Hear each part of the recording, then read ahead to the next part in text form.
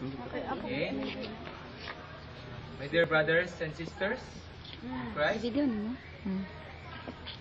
are here today to celebrate together with our brother Eliel, and was blessed by God with a new house. Actually, wala pa kainin na human. See, some of his friends from another from California. They help with this house. So he's so blessed, and we're so blessed also. But before we dedicate his new house, let us open our program with a song, and will be followed by an opening prayer, will be led by Pastor Jasper Formentera. So let us sing. Let us sing the song as we gather. As we gather. May your spirit work within us. As we gather, may we glorify your name. Knowing well that as our hearts begin to worship, we'll be blessed because you came. We'll be blessed because we came. The steadfast love of the Lord never ceases. His mercies never come to an end. They are new every morning, new every morning. Great is thy faithfulness, O Lord. Great is thy faithfulness. Amen. Let's pray as we open our program.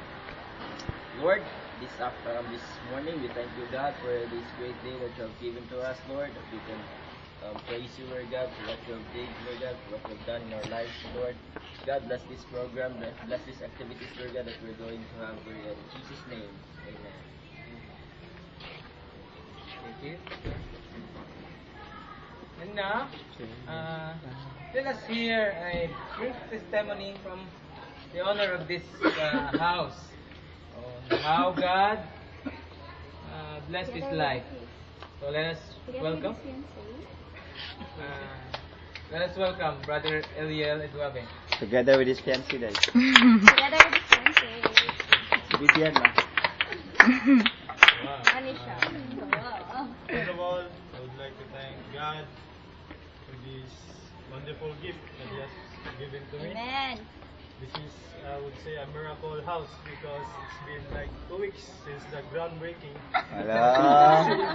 Forma na yun. And I would like to thank the people who made this possible, the Builders International, together with Pastor Randall. They really did their best to build my house. Also, I would like, it's been like 2 weeks. It's, in my work as a driver, it's been hard to find money to spend for this one, but God has been miraculous and just blessed me with so many people, especially you guys. You worked hard, you prayed hard for this house to be made. And also I would like to welcome you all here. And but all of this I would dedicate this also God, and thank God for everything.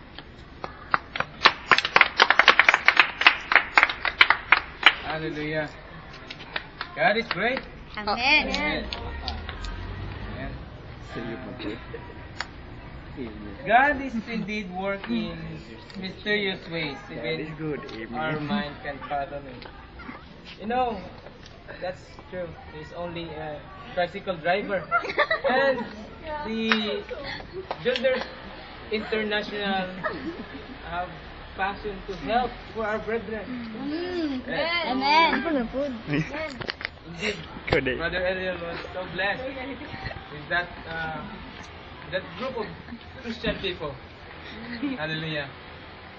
And that is the proof of how God is good. And He will also, and we will continue, be good in our lives. Because of God's goodness, let us offer Him a song of praise. Hallelujah. Let's sing this song. Give thanks. You know, give thanks? Yeah. Everybody knows.